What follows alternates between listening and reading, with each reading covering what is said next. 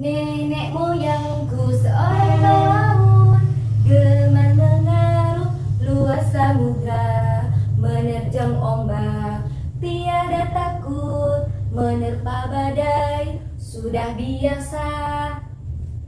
Perkenalkan, nama saya Nur Abdilanisa. Saya dari Sekolah Tinggi Agama Islam Nahdlatul Ulama Kota Bumi Lampung. NIM 240301019 dengan prodi PGMI semester 2. Tugas ini saya buat guna untuk memenuhi tugas UTS dengan mata kuliah pembelajaran Bahasa Indonesia tingkat SD atau MI di sekolah dasar dan yang diampu oleh Ibu Socha Anggraini MP. Kenapa saya tadi membukanya dengan menyanyikan lagu Nenek Moyangku Seorang Pelaut? Karena agar teman-teman semua yang menyaksikan videoku kali ini masuk ke dalam materi yang akan saya bawakan atau ceritakan dalam video kali ini, yaitu yang berjudul Kepi si Penyelamat Laut. Selamat menyaksikan teman-teman. Dasar lautan yang sangat indah, hiduplah seekor kepiting yaitu Kepi dan seekor lobster yaitu Lobby. Mereka berdua sangat bersahabat dengan baik. Pada suatu hari di dasar lautan akan mengadakan pesta luar biasa dan Kepi dan Lobby ikut merayakan pesta tersebut. Mereka bersiap-siap untuk menghadiri acara pesta di dasar lautan. Lobby, Kepi, sudah siap belum kamu? Aku sudah siap. Cangkangku dan capitku sudah berwarna yang sangat indah bukan? Kepi, oh, aku sudah siap. Namun, pewarnaan cangkangku belum selesai karena aku tidak sampai untuk mewarnainya. Apakah kamu bersedia untuk membantuku, Lobby? Kepi pun meminta tolong kepada Lobby dan akhirnya Lobby berbicara atau menjawab. Ih, kamu ini bisa tidak selalunya meminta tolong kepadaku. Kepi, Lobby, baiklah, aku akan menolongmu. Akan tetapi, kamu lain kali harus bisa melakukannya sendiri ya Kepi. Hingga mereka berdua pun bersiap-siap untuk menghadiri acara di dasar lautan. Sesampainya mereka di dasar lautan, sudah terlihat banyak teman-temannya yang ikut meramaikan pesta di dasar lautan.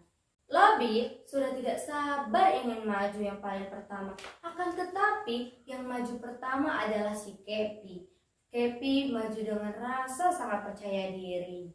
Halo teman-teman, aku adalah Kepi, seekor kepiting. Lihatlah, aku mempunyai cangkang yang sangat tebal dan capit yang sangat kuat. Dan lihatlah, grup, sehingga Kepi pun mendapat tepuk tangan dari seluruh teman-temannya. Akan tetapi Lobby menjawab, ih, kok Kepi sih yang mendapatkan tepuk tangan dari teman-teman? Padahal aku loh yang membantunya untuk tampil sempurna di depan semua teman-temanku. Lihatlah, aku akan membalasnya. Sehingga giliran Lobby pun tiba untuk tampil di depan teman-temannya. Giliran Lobby pun tiba untuk menunjukkan kemampuannya. Dengan penuh percaya diri, Lobby pun berjalan cepat. Hus. Hai Kepi, lihatlah aku. Aku juga mempunyai cangkang dan capit sepertimu. Akan tetapi, kamu tidak bisa jalan cepat sepertiku. Kamu hanya bisa berjalan ke kanan, dan ke kiri. Teman-teman Lobby menertawakan kekurangan Kepi sehingga membuat hati Kepi sedih dan merasa malu. Dan lalu Kepi pergi untuk meninggalkan pesta di dasar lautan untuk mencari tempat ketenangan dan tempat perlindungan diri. Tiba-tiba saat Kepi pergi dari pesta di dasar lautan, tiba-tiba perahu milik nelayan pencari ikan pun datang. Yang tadinya pesta terang benderang menjadi gelap gulita karena datangnya kapal nelayan. Pada saat itu, nelayan menjala ikan dan ikan-ikan serta teman-teman yang ada di dalam laut pada pesta kali itu tertangkap jala nelayan termasuk termasuk Lobby. Sehingga para ikan pun dan Lobby masuk ke dalam jala nelayan sehingga mereka meminta tolong kepada teman-temannya. Tolong, tolong, tolong. Lalu Happy pun mendengar suara meminta tolong teman-temannya. Ia keluar dari tempat persembunyiannya ke kiri, lalu ia melihat jalan milik nelayan itu. Ternyata teman-temannya ada di dalam jalan milik nelayan itu, termasuk si Lobby. Lalu ia mendekati jalan milik nelayan itu. Lalu si Happy dengan bersusah payahnya ia memotong jalan milik nelayan. Kruk, kruk, kruk. Berlubanglah jalan milik nelayan. Lalu ikan-ikan pun dan Lobby keluar dari jalan milik nelayan.